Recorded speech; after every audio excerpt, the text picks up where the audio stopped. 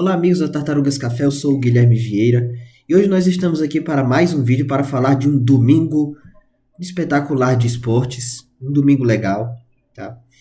Eu vou começar geralmente pelo mais importante, digamos assim, no caso o que daria menos audiência, no que dá mais audiência, né? Vou começar falando do Super Bowl, aí depois do Super Bowl eu vou para Liverpool e Manchester City, Corinthians e Palmeiras, e é claro que eu vou encerrar com Fortaleza e Ceará no nosso manjadinho, né? O nosso campeonato cearense. Certo, vamos começar o vídeo com o Super Bowl. Ontem teve o jogo, a grande final da NFL, né? O nosso Super Bowl 60. E o New England Patriots foi vice-campeão, perdendo para o Seattle Seahawks, perdão, por 29-13. Um jogo que marca o segundo encontro das duas equipes. E na última vez, que foi na temporada 2014-15, né, se eu não me engano, eles se encontraram e o Patriots venceu, né? Eu não sou muito bem informado da NFL, mas a imprensa me ajudou bastante, principalmente o pessoal da GETV, que fez uma transmissão excelente. E meio que depois daquela derrota, os Seahawks tinham, né, desmoronado emocionalmente, os jogadores tinham sentido muito, o time já não foi mais o mesmo depois. E agora acabou que 11 anos depois conseguiu a sua querida vingança, né? E foi campeão aí. Bom, assim, eu não dei tanta atenção ao primeiro tempo do jogo, porque ao mesmo tempo disso estava tendo Corinthians e Palmeiras, né? E vocês sabem que eu sou corintiano e o Corinthians e Palmeiras é um jogo importante para mim, eu dei mais atenção. Mais um no celular, outro na TV, deu para acompanhar. E cara, pelo que eu consegui ver um pouquinho assim, no- não foi só no primeiro tempo, foi tipo assim, nos três primeiros períodos, foi um domínio completo do Seattle Seahawks com seu trabalho defensivo maravilhoso e encurralando totalmente o Drake May, que estava afobado, não, ele estava meio nervoso, estava sentindo real o peso do jogo. E o Kenneth Walker, terceiro, ele sempre passava pelo trabalho defensivo do New England para conseguir correr muito, né? Conseguir correr muito. Aí no terceiro período ele ficou muito apagado. Só que no quarto período, aí começou o show dele, né? Primeiro que a gente já tinha um jogo, não era o jogo mais bonito da história. Isso se refletia no placar como? Porque o Seahawks ele estava ganhando de 12-0 até ali, com, com três field goals, quatro field goals, perdão, quatro field goals. Aí de repente acontece um touchdown. Eles já fazem um trabalho defensivo muito bom, fazem um touchdown, e aí aumenta 19-0. O New England, ele já tenta administrar um pouco o cronômetro, tenta normalmente jogar as bolas para as laterais para poder parar o relógio, né? Quando você é interceptado nas laterais, o relógio para. Quando você é interceptado no campo, o relógio continua rolando. Isso faz você perder tempo. E aí, de repente, o Drake May consegue descolar dois bons passes. Um desses passes coloca ele na frente, perto da end zone, e o outro passe coloca ele, o mesmo jogador, me esqueci quem é o jogador, na end zone, touchdown.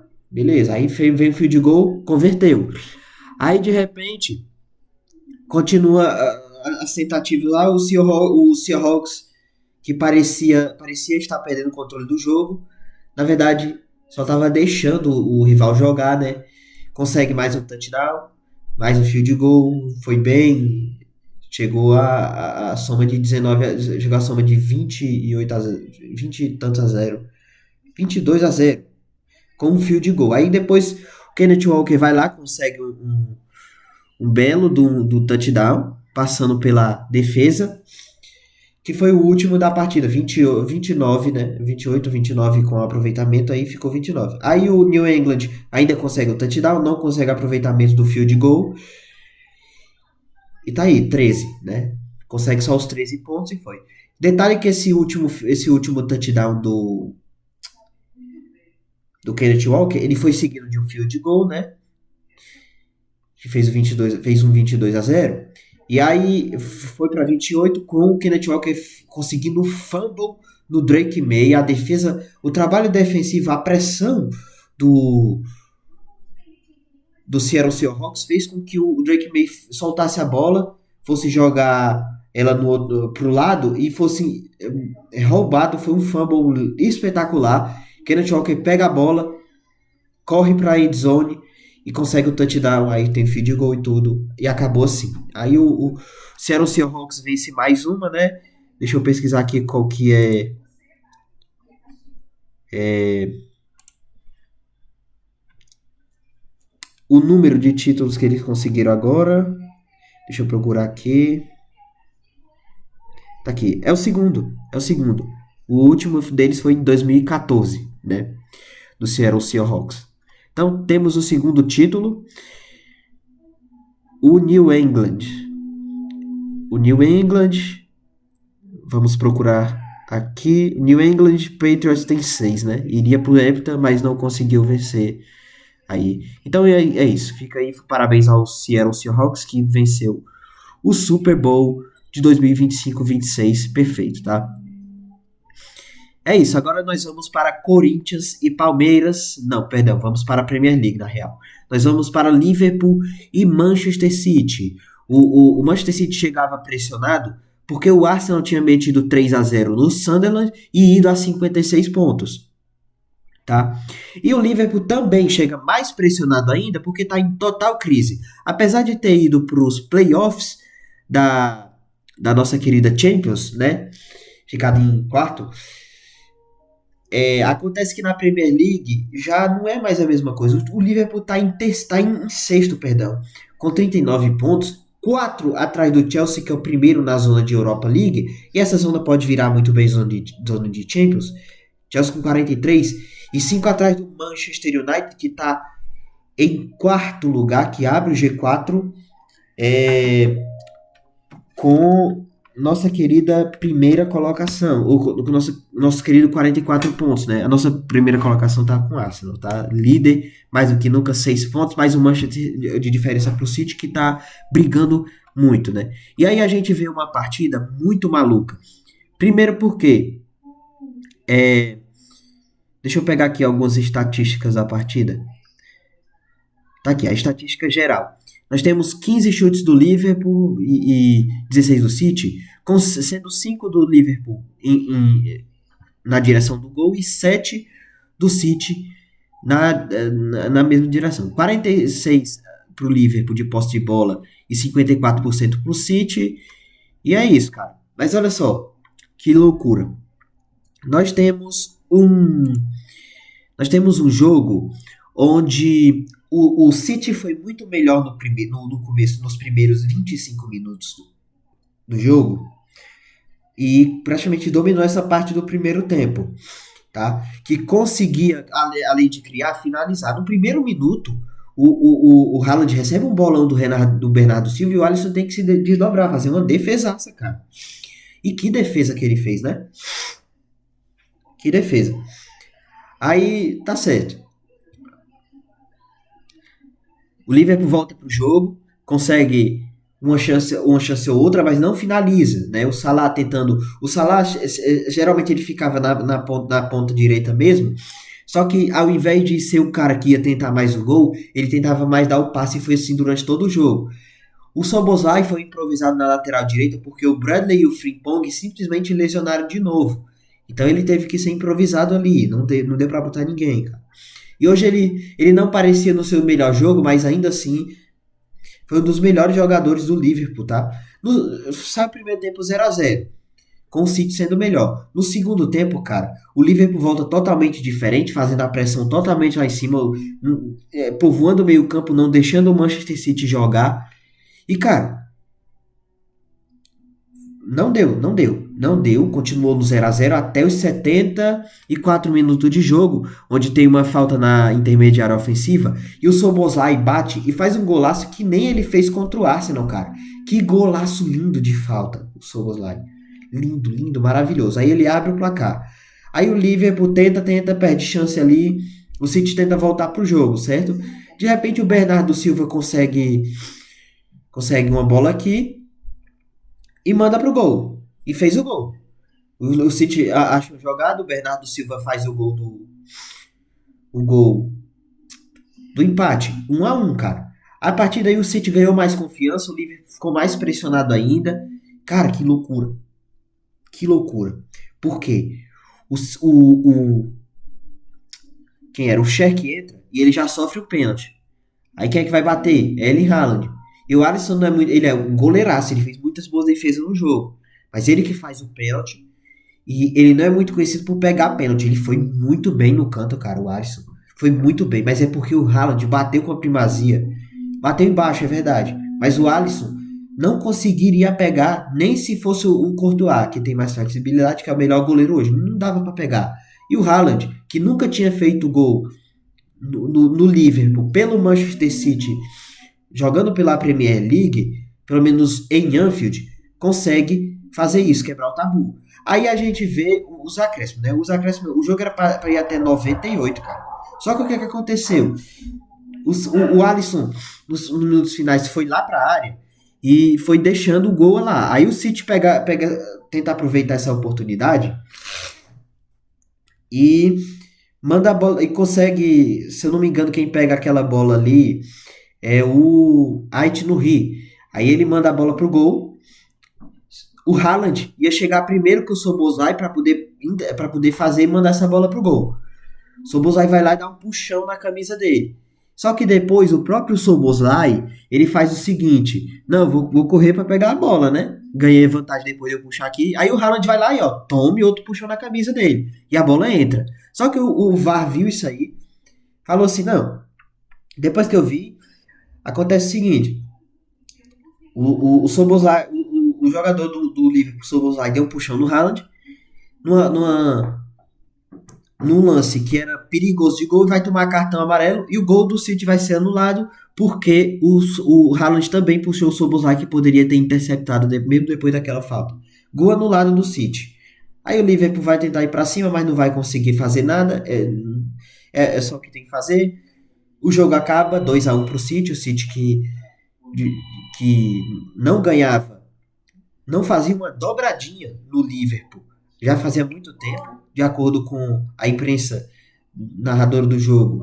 Não sou um cara que vai transformar informação em coisa verídica, pelo menos não vou conferir, porque eu confio plenamente na imprensa da ESPN, mas é isso, dizendo que o Manchester City não faz uma dobradinha, ganhar duas na mesma temporada sobre o Liverpool desde 1936. Faz muito tempo, cara. Muito tempo. Tá? E, cara, tá aí. Manchester City segue vivo na briga pelo título com 50 pontos. O Arsenal segue com 56 e o Liverpool se afasta cada vez mais da Champions, né? E essa temporada, será que o Liverpool vai ficar de fora da Champions de novo? Como ficou com o Klopp, né? Chegou a ficar com o Klopp de fora da Champions. Não tô falando do começo porque já era o início do trabalho do Klopp, mas bem no final mesmo, nas 3 últimas temporadas, o Liverpool ficou fora da Champions, tá? Cara, é isso. Liverpool e Manchester City tem se tornado um dos maiores clássicos da Inglaterra, tem se tornado um grande jogo. Sempre que os dois times se encontram, dá jogo legal.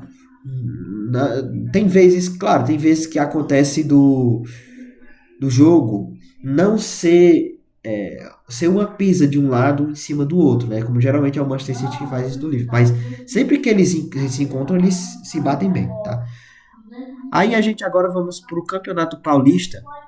Corinthians e Palmeiras. Corinthians 0, Palmeiras 1, cara. O timão que vem com o título da Supercopa aí, muito animado, apesar da primeira derrota para o Bahia no Campeonato Brasileiro, mas acontece o seguinte, que o Corinthians não ganhou nenhum clássico regional esse ano, nenhum clássico pelo Campeonato Paulista. Empatou com o São Paulo em 1-1 indo buscar um gol no final, no apagar das luzes, empatou com o Santos saindo na frente na Vila Belmiro, mas deixando que o time do Vojvoda conseguisse o empate e agora perde para o Palmeiras, tá? Perde para o Palmeiras com o gol do Flaco Lopes aos 84 minutos de jogo, com é, o Corinthians que faltou bastante inspiração no primeiro tempo, apesar de no início ser um time intenso e que encaixava muito bem a pressão lá, fazia com que o Palmeiras não conseguisse trabalhar e mandasse. O Palmeiras tinha duas jogadas: bola no Mateuzinho ou então só chutão para longe mesmo para ver o que dava, pro Vitor Roque e o Flaco Lopes resolverem ali. No segundo tempo, o Corinthians já não fazia mais essa pressão com a intensidade, tá? E acontece que o Vitor Roque sai, né? Aí o Palmeiras muda e começa a trabalhar mais um pouco essa bola, né? E o que acontece? O Maurício pega uma bola aqui na esquerda e dá direto no gol, ninguém marca nele. Aí o Hugo Souza faz uma defesa, mas nisso que o Hugo Souza faz essa defesa, ele rebate. E quem tá lá pra de carrinho fazer o gol do Palmeiras, Flaco Lopes, né? Abrindo o placar aos 84 de jogo. Cara, depois teve confusão, depois teve pé, depois teve briga. O Carlos Miguel passou muito tempo fazendo cera, como eu critico. O Hugo Souza também fazia muita cera quando o Corinthians está ganhando, faz muita cera, principalmente no jogo da Supercopa. Eu fiquei irritadíssimo com a cera que o Hugo Souza fez. Mas o Carlos Miguel também matou demais o tempo. O Memphis Depay chegou a dar uma trombada com ele proposital porque estava com raiva desse negócio aí perdeu mais tempo ainda e acabou que o Corinthians não fez mais nada. Perdeu bastante oportunidade no meio do jogo, é claro, mas ainda assim perdeu, né? Perdeu o jogo, né? Certo. O Campeonato Paulista, o melhor campeonato do estadual do país, né? Do Brasil, ele termina com o Palmeiras em segundo, um ponto atrás do Novo Horizontino, com 16, tá? O Palmeiras tem 15. E nós vamos já para a última rodada, tá? Já atravessamos a sétima rodada. E o Corinthians em quinto com 11, tendo que ter calma, tendo que ter cuidado. Vai pegar o São Bernardo no domingo, no próximo, né? E pode não se classificar, se perder e o pessoal de trás ganhar, mas vamos ver, né? Cara, e é isso. O Campeonato Paulista, Corinthians e Palmeiras é isso. No próximo final de semana nós vamos ter a última rodada da fase de grupo. Os 8 primeiros se classificam, né? Os 2 últimos vão ser rebaixados, né? No caso, Velo Clube. Por enquanto é o Velo Clube que está 2 pontos atrás do Noroeste e do Primavera, que são os 2 times fora da zona do Z2, né? E a Ponte Preta que já está rebaixada. A Ponte Preta, que campanha lamentável fez a Ponte, né? 1 ponto em 7 jogos. Só teve um empate, cara. Um empate. Muito louco. Mas é isso aí. Esse foi nosso querido Corinthians e Palmeiras. Nós vamos falar de Ceará e Fortaleza. Ou melhor, Tristará e Tristaleza. Meu amigo, que coisa horrorosa que a gente viu num jogo desse. Vamos lá. O jogo foi muito ruim. Do início ao fim foi talvez um dos piores jogos do ano que eu já vi, cara. Seguinte, por que eu digo isso? Lamentável. O Castelão já não estava lotado, né? Por que o Castelão não está lotado? Porque geralmente o Clássico Rei tem muita briga e porque os jogos já não estão sendo mais os jogos de antigamente atrativos, né? Não estão sendo mais o jogo que é legal de ver. Pô, os dois times brigam demais por toda a bola que tem. Brigam de. Porra, não dá nem 5 minutos e os times já estão se estranhando, já estão se batendo, brigando. Primeiro tempo terminou com 4 cartões, cara. 4 cartões amarelos, cara. Eu me impressionei que no segundo tempo não teve expulsões, tá? Não teve.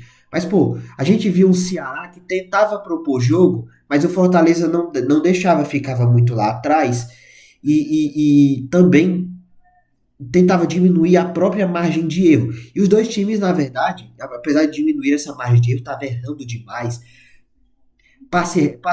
Erro besta de passe aqui e ali, marcação e tudo. E o Ceará tentando mandando bola na área, mas tentando criar jogadas. Uma dessas oportunidades de bola na área veio com, se eu não me engano, era o Pedro Henrique que cabeceou, foi para fora. E o Vina tentou dar um chute, mas foi na defesa também depois, né? Um lance depois. O Ceará teve as chances mais claras. Mas o primeiro tempo também foi terrível. Terrível. Foram poucas chances claras, né? Cara, eu não falei do Campeonato Cearense agora porque é isso. O Campeonato Cearense não pode ser um campeonato muito comentável, né? Porque só tem jogo ruim. A verdade é que o futebol cearense, além de ter virado um manjadinho entre Fortaleza e Ceará, o próprio Clássico Rei não dá muita coisa. No segundo tempo, o quadro foi exatamente o mesmo. Não teve absolutamente nada que a gente pudesse aproveitar. Cara, eu fiquei decepcionado, mais decepcionado ainda com o Fortaleza, que era um time que, além de não conseguir criar nada, não conseguia propor jogo, não conseguia segurar a bola, o time não tem nenhum ritmista, não tem nenhum cara que consegue guiar o time, dar ritmo, como qualquer time é pra ter hoje em dia, entendeu? Mas não tem e também não consegue, não tem armadores, não consegue criar absolutamente nada na frente. A bola queima no pé dos caras. A única alternativa que eles pensam é em dar cruzamento na área que não funciona, que não dá em nada. Em nada, o Fortaleza não teve grandes chances, a não ser no primeiro tempo, quando o Richard deu um drible no atacante do Fortaleza, eu acho que era o Bareiro, que tentou interceptar ele ali, mas foi a única emoção que a gente teve, basicamente, cara. Que coisa horrorosa, cara. Coisa horrorosa. Foi terrível o Ceará e o Fortaleza. É, eu, sinceramente, não tenho mais o que comentar desse jogo. Aí a gente termina essa nova fase de grupos com os 3 jogos, com o Fortaleza no grupo A com 5 pontos e o Ferroviário com 4 pontos, os dois classificados, deixando o Horizonte para trás, com 1 ponto, tá? O Horizonte que ficou para trás. Acabou que, né, não, o Horizonte se classificou para fazer nada e o Ferroviário está na semifinal. No grupo B, o Ceará e o Floresta se classificaram, 7 pontos para o Ceará, 4 pontos para o Floresta. E o Iguatu, que empatou com o Fortaleza, ficou em terceiro, pô. Aí nós temos o grupo C, que é o quadrangular do rebaixamento. Escaparam Maranguape com 4 pontos e Tirol com 3. Nos critérios de desempate, o Tirol escapou do rebaixamento, levando o Quixadá e o Maracanã com 1 ponto, né? O Maracanã com 1 ponto foi rebaixado para a segunda divisão do campeonato cearense. Tá? Aí nós vamos agora ver as semifinais, que vai ser o seguinte. Nós ainda temos, na verdade, uma rodada, tá?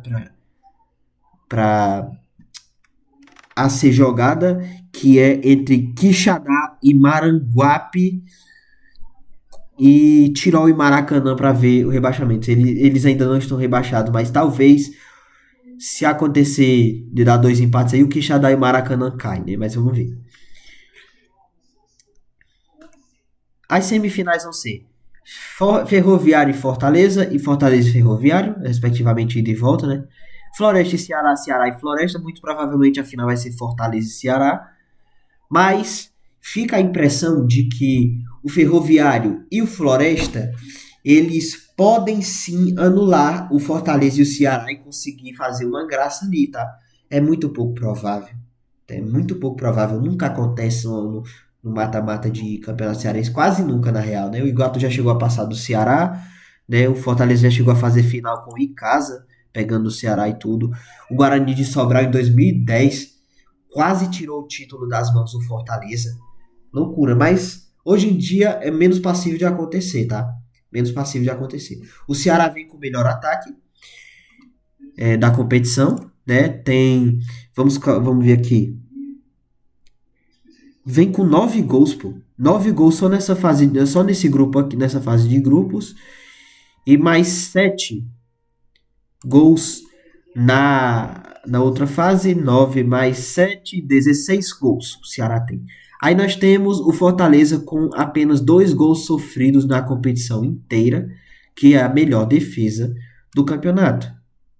Tá? A melhor defesa no campeonato. Na verdade, não, na verdade, dois gols não, perdão, é um gol, que foi o gol contra o Iguatu. E é isso, vamos ficando por aqui. Agradeço a você que viu esse vídeo, vou deixar a recomendação no meu canal de inscrita. Até mais. Fui.